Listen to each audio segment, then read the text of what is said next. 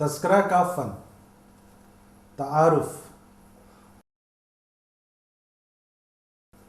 اردو تنقید کا باقاعدہ آغاز 19ویں صدی کے آخری دہوں سے ہوتا ہے، لیکن ایک محدود شکل میں اس کے نقوش شعرائے اردو کے ان تذکروں میں ملتے ہیں جو فارسی میں لکھے گئے تھے اور جن کے لکھنے والے خود بھی شاعر تھے اور شاعری کا علم اور شاعری کی فہم رکھتے تھے۔ اس اکائی میں طلبہ کو درجہ ذیل معلومات فراہم کی جائیں گی۔ الف، تذکرہ کے لغوی معنی کیا ہیں اور اس کا اصطلاحی مفہوم کیا ہے؟ تذکرہ اور بیاض یا ڈائری میں مماثلت اور امتیاز۔ تذکرہ اور تاریخ میں مماثلت۔ تذکرے کی حدود کیا ہیں؟ یعنی تذکرہ نگار کے موضوعات بحث کیا ہیں؟ تذکروں کے مثبت پہلو، تذکروں کے منفی پہلو۔ سبق کا مقصد۔ تذکرہ کے تعلق سے بالعموم بہت سی غلط فہمیاں عام ہیں۔ بعض ناقدوں کی نظر میں یہ محض کوڑا کرکٹ ہیں اور بعض ناقد ان کو خاص وقت کی نظر سے دیکھتے ہیں۔ ان کی نظر میں اردو تنقید کا آغاز شعرائے اردو کے تذکروں سے ہوتا ہے۔ اس طرح اردو تنقید کی تاریخ میں ان کا بھی خاص مقام ہے۔ دراصل تذکروں کو سخت گیر نظر سے دیکھنے والوں میں معروضیت کی کمی ہے اور کبھی کبھی ان کے یہاں عدم معروضیت تعصب کا شکل اختیار کر لیتی ہے، جسے ہم ان کی انتہا پسندی پر محمول کر سکتے ہیں۔ اس کے برعکس جن کے نزدیک یہ تذکرے گوناگوں معلومات کے خزانوں سے معمور ہیں، ان کا کہنا ہے کہ تذکروں کا مطالعہ مغربی تنقید کی آگاہیوں کی روشنی میں نہیں کرنا چاہیے، کیونکہ تذکرہ نگاری خود ایک علیحدہ فن اور اس کے تقاضے بھی جدا گانا ہیں۔ اس اکائی کا مقصد بھی یہی ہے کہ طلبہ کو تذکرہ نگاری اور اس کے فن اور دوسرے متعلقات کے بارے میں معلومات فراہم کی جائیں تاکہ وہ تصویر کے دونوں مثبت اور منفی پہلوؤں کا مطالعہ کر سکیں۔ اس کے بعد وہ خود یہ نتیجہ اخذ کر سکیں کہ ان تذکروں کی اردو تنقید کی تاریخ میں کیا قدر و قیمت ہے۔ تذکرہ کا لغوی اور اصطلاحی معنی اور مفہوم۔ تذکرہ لفظ ذکر سے نکلا ہے۔ عربی میں ذکر کے معنی زبان سے کہنا، یاد کرنا، بیان اور تعریف و توصیف کے ہیں۔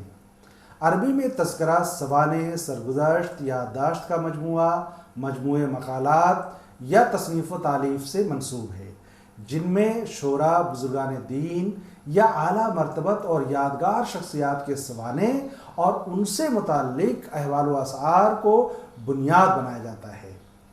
اس کے دوسرے مستعمل معنی میں پاسپورٹ اور گزرنامے کے بھی ہیں۔ اردو میں بھی تذکرے کو اسی لغوی اور اصطلاحی معنی میں اخذ کیا جاتا ہے۔ تذکرے کے علاوہ طبقات کی اصطلاح بھی کم و بیش اسی معنی میں استعمال کی جاتی ہیں، لیکن عموماً اس کا اطلاق شعراء کے سوانح پہ کیا جاتا رہا ہے۔ تذکرہ نگار کا بنیادی مقصد ان شعراء کی سوانح اور ان کے منتخب اشعار جو ان کے نزدیک یادگار ہیں قلم بند کرنے سے عبارت تھا۔ تذکرہ اور طبقات۔ تذکرہ کے ساتھ طبقات کی اصطلاح بھی استعمال ہوتی آئی ہے۔ ابن سلام، ابن قتیبہ اور ابن معتز کی طبقات الشعراء سے سبھی واقف ہیں۔ اس معنی میں تذکرہ اور طبقات میں عموماً کوئی تخصیص قائم نہیں کی جاتی۔ ڈاکٹر حنیف نقوی جو تذکرے کے حوالے سے ایک بڑا نام ہے، انہوں نے بھی تذکرہ اور طبقات کے ہم معنی ہونے کی طرف اشارہ کیا ہے۔ تذکرہ اور بیاض۔ اکثر بیاض کو بھی تذکرہ کے ہم معنی کے طور پر استعمال کیا جاتا ہے۔ بیاض ڈائری کے ہم معنی ہے۔ اس کی ایک وجہ یہ ہے کہ اکثر شعراء کی بعض تعریفات صرف اور صرف منتخب شعراء کے چنندہ اشعار ہی کو مختص ہے۔ ڈائری یا بیاض یہ ایک محدود تصور ہے۔ ڈائری روزنامچے کی صورت میں ہوتی ہے۔ روزنامچے میں روزانہ یا کبھی کبھی اہم اور قابل لحاظ رونما ہونے والے واقعات و واردات کو قلم بند کیا جاتا ہے اور روزنامچہ نگار بعض اوقات ان پر مختصراً تبصرہ بھی کرتا ہے۔ روزنامچہ نگار ہو یا بیاض نگار، وہ اپنے ذوق و پسند کے مطابق ہی واقعات و تجربات پر قلم اٹھاتا ہے۔ غالب کی دستمبو ایک خاص مدت کو محدود ہے، جس میں 1857 کے انقلاب کے دوران شہر دلی اور عوام و خواص پر کیا بپتا پڑی اس کا احوال ہے۔ خواجہ حسن ثانی نظامی کے روزنامچے میں موضوعاتی سطح پر تنوع ہے۔ غالب نے اپنی نجی زندگی کا کوئی عکس اپنی ڈائری پر نہیں پڑھنے دیا۔ دستکی یعنی نوٹ بک اور یادداشت یا یادداشتیں یعنی میمورائز کا شمار بھی بیاض نہیں کیا جاتا ہے۔ اس کی دو شکلیں ہیں، ذاتی، محاضراتی۔ ذاتی ڈائری میں ذات ہی مصنف کا مرکز و محور ہوتی ہے، جو ڈائری مصنف کو یک کلامی کا بہترین موقع فراہم کرتی ہے۔ محاضراتی ڈائری میں ذات کا درجہ ثانوی ہوتا ہے۔ مصنف ذات دیگر سے متعلق واقعات، لطیفوں اور یادداشتوں کو اپنے نامچے کی بنیاد بناتا ہے۔ یہ محاضرات سمعی اور بصری ہر دو تجربے پر مشتمل ہوتے ہیں۔ اس نوع کی ڈائریوں میں واقعی زمانہ ایک طویل عرصے پر محیط ہوتا ہے، اسی لیے اس کا دائرہ وسیع اور متعلقات تنوع سے معمور ہوتے ہیں۔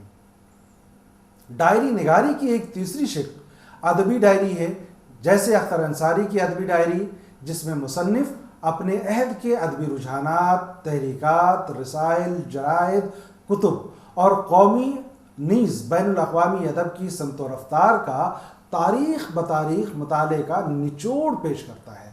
اس معنی میں اس کی تنقید کے پیمانے بڑی حد تک ذاتی پسندیدگی اور ناپسندیدگی پر استوار ہوتے ہیں۔ اردو میں خواجہ حسن ثانی نظامی، مولوی مظہر علی سندیلوی اور محمد علی کے روزنامچے یادگار ڈائریوں میں شمار ہوتے ہیں۔ اس طرح بیاض یا ڈائری تذکرے ہی کی ایک مخصوص صورت ہے۔ تذکرہ اور تاریخ۔ تذکرہ تاریخ نہیں ہوتا، لیکن اچھے تذکرے کی یہ خوبی ہوتی ہے کہ اس میں تاریخی تسلسل کا لحاظ رکھا جاتا ہے۔ بعض تذکرہ نگاروں نے سہولت کے خاطر حروف تہجی کے مطابق شعراء کے سوانح ان کے انتخاب کلام تک کو محدود رکھا ہے۔ تاریخ تحقیق کے بغیر ایک قدم آگے نہیں بڑھ سکتی، اور تحقیق بڑا صبر آزما اور محنت طلب کام ہے، جس کے لیے ایک خاص مزاج اور ذہنی مناسبت کی ضرورت ہوتی ہے۔ تذکرہ نگار جو خود بھی شاعر تھے اور ان سے اس بار گراں کو اٹھانے کی توقع نہیں کی جا سکتی تھی، اگرچہ تذکرے کو تاریخ کی ایک شق کہا جا سکتا ہے، لیکن کم ہی تذکرہ نگاروں نے تاریخی تسلسل کو قائم رکھنے کی کوشش کی ہے۔ مولوی کریم الدین صاحب طبقات شعرائے ہند نے تاریخ و روایت کو اپنے تذکرے کے لیے ضروری سمجھا اور اردو شاعری کی تاریخ کو 3 ادوار میں منقسم کیا۔ محمد حسین آزاد نے اسی نہج پر ادواری تقسیم کو ترجیح دی، جس سے ان کے تاریخی شعور کا پتہ چلتا ہے۔ مولوی کریم الدین خود بھی تذکرہ نگار کو تاریخ کی ایک شاخ قرار دیتے ہوئے لکھتے ہیں، تذکرہ اور طبقات چونکہ شاخیں تاریخ کی ہیں، خصوصاً زبان عربی اور فارسی میں اس قسم کی بہت سی تصنیف ہوئی ہیں، ان کے دیکھا دیکھی اردو میں بھی اسی طریقے تصنیف کا استعمال کیا گیا ہے۔ ڈاکٹر حنیف نقوی تذکرے کو تاریخ ادب اس لیے نہیں کہتے کہ تذکرہ نگار سوانح یا تعارف میں اختصار سے کام لیتے ہیں، جبکہ مورخ کی ترجیح تفصیل پر ہوتی ہے۔ تاریخ ادب میں صرف نمائندہ شعراء کو جگہ دی جاتی ہے، جبکہ تذکرہ نگار کسی شاعر کو پست اور کمتر مان کر نظر انداز نہیں کرتا۔ تذکروں میں حروف تہجی کے مطابق شعراء کو مرتب کیا جاتا ہے، جبکہ مورخ کے لیے تاریخی ترتیب و تسلسل کا لحاظ رکھنا ایک ضروری امر ہے۔ حنیف نقوی نے تذکرہ نگاروں کے عام رویوں کے پیش نظر تذکرے کو تاریخ سے علیحدہ منصب عطا کیا ہے، لیکن انہوں نے اس امر کی طرف توجہ نہیں دی کہ اگر تذکرہ نگار کچھ توجہ دے کر تاریخی تسلسل کا بھی لحاظ رکھتے تو تذکروں میں جو انتشار کی کیفیت ہے اس سے بچا جا سکتا تھا۔ تذکرے کے حدود یعنی تذکرہ نگار کے موضوعات بحث کیا ہے؟ تذکرہ نگاری ایک فن ہے جس میں بیاض یا ڈائری کی خصوصیات بھی ملتی ہیں، اور بعض تذکروں میں سلسلہ وار ادواری تقسیم قائم کر کے تاریخی شعور کا ثبوت بھی دیا گیا ہے۔ شعرائے اردو پر فارسی میں لکھے ہوئے تذکروں کے مقابلے میں اردو میں لکھے ہوئے تذکرے زیادہ تاریخیت کے حامل ہیں۔ یہ بھی کہا جا سکتا ہے کہ 19ویں صدی کے نصف آخر میں ادبی سطح پر جو انقلابات رونما ہوئے تھے، نئی نئی اصناف سے تعارف ہو رہا تھا، ادب کو سمجھنے اور ادب کی تخلیق کے زاویے بدل رہے تھے، اردو تذکروں کی تکنیک میں بھی تبدیلی واقع ہوئی، تاریخی شعور پہلے کی بنسبت بہت بہتر انداز میں سامنے آیا، تحقیق کے معنی سمجھ میں آئے جس کے بغیر کوئی ادبی تاریخ نہ تو مکمل ہو سکتی ہے اور نہ تو مستند ہو سکتی ہے۔ ہمیں یاد رکھنا چاہیے کہ تذکرہ میں تاریخیت کا رنگ شامل ہوتا ہے لیکن وہ تاریخ نہیں ہوتے، اور تذکرہ نگار کا مقصد بھی تاریخ لکھنا نہیں ہے۔ تذکرہ نگار اختصار و اجمال کو مد نظر رکھتا ہے، سوانحی کوائف ہوں یا تحسینی اور تنقیدی بیان، ہر سطح تفصیل و طوالت سے وہ گریز کرتا ہے۔ اگرچہ گلشن گفتار از حمید اورنگ آبادی صرف 30 شعرا پر مشتمل ہے، لیکن اکثر تذکرہ نگاروں کی یہ کوشش ہوتی ہے کہ زیادہ سے زیادہ شعرا کی نمائندگی ہو سکے۔ تذکرہ نگار بالعموم زبان خلق کو نقارہ خدا سمجھو کے مطابق روایت پر زیادہ یقین رکھتے ہیں اور عام رائوں میں تاثر کا دخل زیادہ ہوتا ہے، اسی لیے کسی بھی شاعر کی خصوصیات کلام اور زندگی کی مکمل تصویر نہیں ابھرتی۔ تھوڑی سی تفصیل وہاں زیادہ مہیا کی جاتی ہیں جب معاملہ اپنے استاد یا اپنے حلقے کے شاعر کا ہوتا ہے۔ تنقیدی شعور کی کمی کے باعث تذکرہ نگار بالعموم دوسروں کے تحسینی کلمات کو دہرانے پر اکتفا کر لیتے ہیں۔ نقل در نقل کا شمار عیب میں نہیں کیا جاتا تھا اور نہ ہی معلومات کے ماخذ کے حوالے دینے کی رسم تھی، اس لیے بزرگوں کے اسماء صفات کی گونج اور تکرار ان تذکروں میں عمومیت کا درجہ رکھتی ہے۔ جن الفاظ اور اسماء صفات کا استعمال کیا جاتا ہے ان میں تکرار کے باعث کسی کی انفرادیت کا نقش گہرا نہیں ہو پاتا، دو چار لفظوں سے کسی کے امتیاز کو نمایاں نہیں کیا جا سکتا۔ تذکرہ نگار خوشہ چینی اور اخذ و اقتباس میں جملے کے جملے، عبارتیں کی عبارتیں من وعن نقل کرنے میں کوئی عار محسوس نہیں کرتے، اگرچہ اس کا اطلاق تمام تذکرہ نگاروں پر نہیں ہوتا، لیکن اکثر تذکروں میں اسے ایک روایت کی حیثیت حاصل ہے۔ تذکرہ نگار کے نزدیک تاریخی اور سیاسی صورتحال کی کوئی خاص اہمیت نہیں ہے، اس قسم کے بیان اور تجزیے اس کے دائرۂ کار سے باہر کی چیزیں ہیں۔ سماج نے اس کی شاعری پر کیا اثر ڈالا یا اس کی شاعری پر سماج کس قدر اثر انداز ہوئی، اس نوعیت کے سوالات کے جوابات فراہم کرنا بھی اس کے دائرۂ کار میں نہیں آتے۔ شخصیت کے بعض دلچسپ پہلوؤں پر ہی روشنی پڑتی ہے، ان کے تجزیے اور سند پیش کرنے سے تذکرہ نگار قاصر نظر آتا ہے۔ یہاں بھی اختصار ہی مد نظر ہوتا ہے۔ تذکرہ نگار عربی اور فارسی کی فنی روایتوں سے آگاہ تھے۔ تذکرہ نگار بھی شاعر تھے اور شاعری کی فنی نزاکتوں اور عروض کی باریکیوں سے بھی گہری واقفیت رکھتے تھے۔ ہمیشہ بحث و مباحثے کا بازار گرم رہتا، معارکے ہوا کرتے، اسی لیے شعری فن کا علم شعرا کے لیے آلات و اوزار کا کام کرتا تھا۔ دوسرے لفظوں میں تذکرہ نگار انہی آلات سے شاعر کے کلام کی جانچ پرکھ کیا کرتے تھے۔ یہ جانچ پرکھ محدود قسم کی ہوا کرتی تھی کیونکہ ان کا موضوع صرف نظام حیات ہوا کرتا تھا۔ شاعر کو بحور و اوزان کو برتنے میں کتنی مہارت ہے، وہ کتنا بے بہرا ہے، بحیثیت علم کے عروض سے اسے کتنی واقفیت ہے، اساتذہ کے کتنے اشعار حفظ ہیں، وہ قوافی کے علم سے کس قدر باخبر ہے، جیسے سوالات کی خاص اہمیت تھی۔ پروفیسر سید علی عابد نے مشرقی انتقاد کے اہم مسائل اور مغربی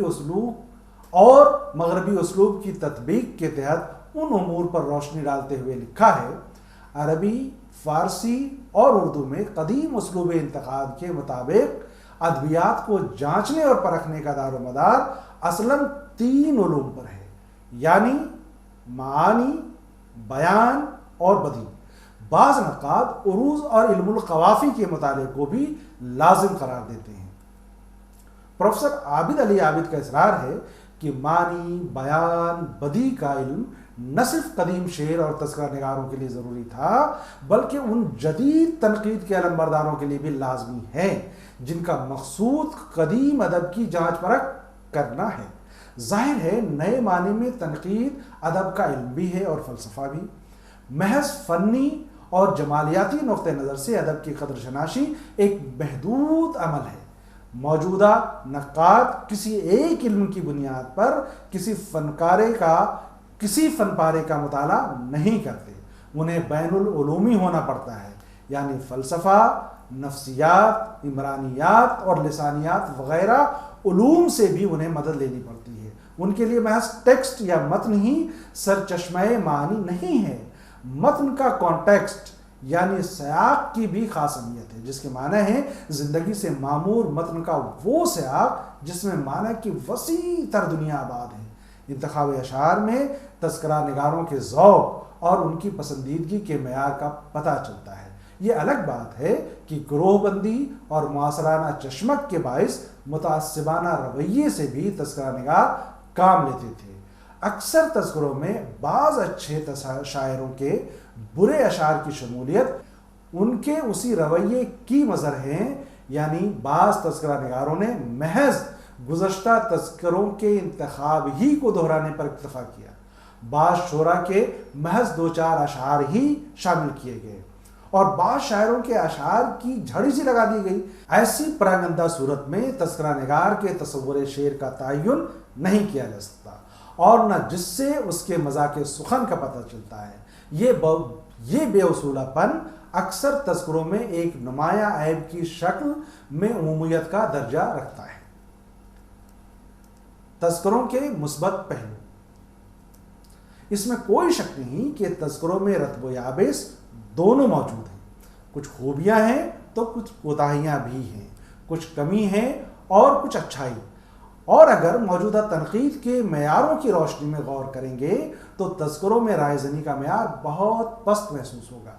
تذکروں کے بارے میں ہم معروضی طور پر انہیں اپنے عہد کے تقاضوں اور تذکراتی روایت کی روشنی میں جانچنے کی کوشش کریں گے تو شاید اس گودڑ میں کچھ لال بھی مل جائیں گے۔ وسیع تر نقطہ نظر کے مطابق تذکروں کا مقصد ان محوروں پر گشت کرتا ہے: الف، شعراء کے سوانح اور ان کے اہم واقعات کا اختصار کے ساتھ جائزہ۔ ب، شعراء کے کلام کے محاسن و معائب کا پتہ لگانا۔ ج، کسی حد تک ان کے مقام و مرتبے کو کوئی نام دینا۔ د، اپنی پسند اور ذوق کے مطابق شعراء کے کلام کا انتخاب۔ انہی کو تذکرہ نویسی کے اصول بھی کہہ سکتے ہیں۔ یہ الگ بات ہے کہ تذکرہ نویسوں نے کبھی عجلت اور کبھی متعصبانہ رویے کے باعث ان اصولوں پر سختی سے عمل کیا ہے، تاہم بعض کمیاں اور کوتاہیاں کسی تذکرے میں ہیں تو انہی کے پہلو بے پہلو بعض خوبیاں بھی ہیں۔ بعض تذکروں نے کشادگی نفس کا ثبوت فراہم کیا ہے اور بعض نے تحفظات سے کام لے کر حقائق کو مسخ کرنے کی کوشش بھی کی ہے۔ پروفیسر ابوالکلام قاسمی تذکرہ نگاری کے ایک حد میں سمٹ جانے کی وجہ یہ بتاتے ہیں کہ انہوں نے فارسی کے توسط سے جو عربی میزان قدر اخذ کی تھی اسی پر عامل رہے، اس سے سرے منہ تجاوز کیا اور نہ اپنی راہ نکالنے کی طرف توجہ دی، چونکہ ان کے علم میں صرف اور صرف فارسی نظام بلاغت یا نظام بدیعیات یا یہ کہیے کہ شاعری کا نظام فن تھا، سو انہوں نے اسی پر اکتفا کیا اور اطلاق کرنے کی نظیر قائم کی۔ تاہم پروفیسر قاسمی تذکرہ نگاری کے فن اور تاریخ پر سیر حاصل گفتگو کرنے کے بعد اس کے بعض مثبت پہلوؤں کی بھی نشاندہی کرتے ہیں اور ان نقادوں کی نکتہ چینیوں کے جواب بھی فراہم کرتے ہیں جنہیں شعراء اردو کے تذکرے کوڑا کرکٹ معلوم ہوتے ہیں۔ حنیف نقوی نے تذکرہ اور تاریخ کے رشتے، تاریخ نگاری کے تقاضے اور تاریخ کے محرکات کے بعد تذکرہ نگاری کی اہمیت پر جن امور کو خصوصاً بحث کا موضوع بنایا ہے ان میں سے بعض حسب ذیل ہیں۔ تذکروں نے ایسے بے شمار فنکاروں کو بے نام و نشان ہونے سے بچا لیا ہے جن کے کارنامے یا تو کسی وجہ سے مدون نہ ہو سکے یا مدون ہونے کے بعد ضائع ہو گئے۔ فنکاروں کے اسی زمرے میں ان سخنوروں کے پہلو بے پہلو جن کے کلام کی فنی سطح زیادہ بلند نہیں، بعض ایسے اساتذہ بھی شامل ہیں جنہوں نے انتہائی نازک مرحلوں میں کاروان شعر و سخن کی قیادت کی اور اپنی کوششوں سے ایک نئے عہد کو جنم دیا۔ اس عام خامی کے باوجود تذکرہ نویسوں نے شعراء کے تعارف میں اکثر حد درجہ اختصار سے کام لیا۔ وہ تذکرے عام شاعروں کے حالات زندگی، سیرت و شخصیت اور تخلیقی کاوشوں کے متعلق معلومات کا اہم ذریعہ ہیں۔ مختلف العہد تذکروں کے تقابلی مطالعے سے زمانے کے ساتھ بدلتے ہوئے فن کی منزل بمنزل ترقی اور زبان کے عہد بعہد ارتقاء کی رفتار اور کیفیت کا اندازہ ہوتا ہے۔ تذکروں کے انتخابات کی بنیاد پر کسی حد تک ایک ہی شاعر کی مختلف غزلوں یا نظموں کے درمیان تاریخی تقدیم و تاخیر کے حدود بھی متعین کیے جا سکتے ہیں۔ بالفاظ دیگر کسی شاعر کے کلام کو تاریخی اعتبار سے مرتب کرنے میں بھی تذکروں سے خاص مدد ملتی ہے۔ بعض تذکرہ نگاروں نے اپنے حالات کافی تفصیل کے ساتھ لکھے ہیں۔ اس کے علاوہ دوسرے شعراء کے ذکر میں ان کے قلم سے ضمناً ایسی باتیں نکل گئی ہیں جن سے ان کی اپنی زندگی اور شخصیت کے پہلوؤں پر روشنی پڑتی ہے۔ اردو میں میر حسن اور مصحفی کے تذکرے اس لحاظ سے خاص اہمیت کے حامل ہیں۔ ڈاکٹر سید عبداللہ بھی ان نقادوں میں سے ہیں جنہوں نے تفصیل کے ساتھ تذکروں پر بحث کی اور ان کی کوتاہیوں کے ساتھ ساتھ خوبیوں کو بھی واضح کیا ہے۔ نکات الشعراء کے بارے میں ان کی رائے یہ ہے کہ نکات میں توقع کے خلاف تنقیدی مواد کافی سے زیادہ موجود ہے، اور تنقید سخن کے علاوہ مختلف اشخاص کی سیرت کے متعلق اس قدر برہنہ اور واشگاف رائے پائی جاتی ہیں جن کو پڑھ کر واقعی حیرت ہوتی ہے۔ ایک تو یوں بھی یہ بات زمانے کے فضا کے خلاف تھی، پھر یہ بات اور مستزاد ہوئی کہ معاصرین پر رائے زنی کرتے ہوئے میر نے ان کی دل شکنی کی مطلق پرواہ نہ کی۔ تذکروں کے منفی پہلو۔ تذکرہ نگار فارسی ادبیات اور فارسی زبان کا گہرا علم رکھتے تھے۔ انقلاب 1857 سے قبل متاخرین فارسی انشا پردازوں میں نعمت علی خاں، عبدالقادر بیدل اور ارادت خاں کی انشا میں قافیہ بندی، سجاکاری، مرجز نگاری پر خاص توجہ تھی۔ صنائع لفظی اور معنوی پر خاص زور صرف کیا جاتا تھا اور بات سے بات نکالی جاتی تھی۔ خود غالب کے فارسی خطوط میں انشا پردازان فارسی کا رنگ گہرا ہے۔ اردو اور فارسی نثر نگار بالعموم اسلوب کے پرستار تھے۔ ان کے نزدیک تخیل کی بلند پروازی، لفظی آرائش و زیبائش، دقت نگاری افتخار کا باعث تھی۔ میر عطا حسین خان تحسین، مرزا رجب علی بیگ سرور، مولوی غلام امام شہید، واجد علی شاہ وغیرہ کی نثر میں انہی فارسی نثاروں کی پرتکلف انشا کی پیروی ملتی ہے۔ اس نوع کی زبان کا آہنگ بلند، نمائشی، خارج از اعتدال ہوتا ہے اور جو مبالغے، غلو اور تنتنے کو راہ دیتا ہے۔ شعراء اردو کے تذکروں کی انشا پر فارسی نثر نگاروں کا گہرا اثر تھا۔ خوبصورت لفظی ترکیبوں اور بندشوں اور اسماء صفات کے استعمال کی ایک ایسی روایت قائم ہو گئی تھی جس کی پیروی تقریباً تمام تذکرہ نگاروں نے کی ہے۔ میر تقی میر جیسے سلیس و رواں شعر کہنے والے جب سراج الدین خان آرزو کی شاعری اور ان کی استادانہ مہارت فن کا تعارف کراتے ہیں تو اسماء صفات کے دریا بہا دیتے ہیں۔ مثلاً آرزو کے بارے میں وہ لکھتے ہیں: آب و رنگ باغدانی، چمن آرائے گلزار معانی، متصرف ملک زور، طلب بلاغت، پہلوان شاعر، عرصہ فصاحت، چراغ دودمان صفائی، گفتگو کے چراغش روشن بار، سراج الدین علی خان آرزو سلمہ اللہ تعالی ابداً، شاعر زبردست، قادر سخن، عالم فاضل، تاحال ہمچو ایشاں، ہندوستان جنت نشان بہم نرسی دے، بلکہ بحث در ایران می رود، شہرہ آفاق در سخن فہمی طاق، صاحب تصنیفات، 15 کتب و رسالہ و دیوان و مثنویات، ہما استادان مضمون فن ریختہ، ہم شاگردان ان بزرگانند۔ اس پوری عبارت میں آرزو کا قد میر اور غالب سے بھی بلند ہوتا نظر آتا ہے۔ مبالغے اور غلو کی دھند میں آرزو کی تصویر واضح اور شفاف نظر آنے کے بجائے اور دھندلی ہو گئی ہے۔ اسی طرح کے مرکبات کے استعمال میں دوسرا تذکرہ نگار بھی بڑے فیاض واقع ہوئے تھے۔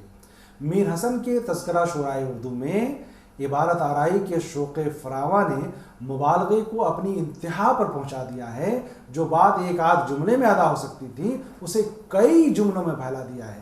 آہنگ کی بلندی، تکرار، مبالغہ، خوبصورت الفاظ و اسماء صفات کے بے درغی سے استعمال کے پیچھے مروب کرنے کا جذبہ کار فرما رہا کرتا تھا۔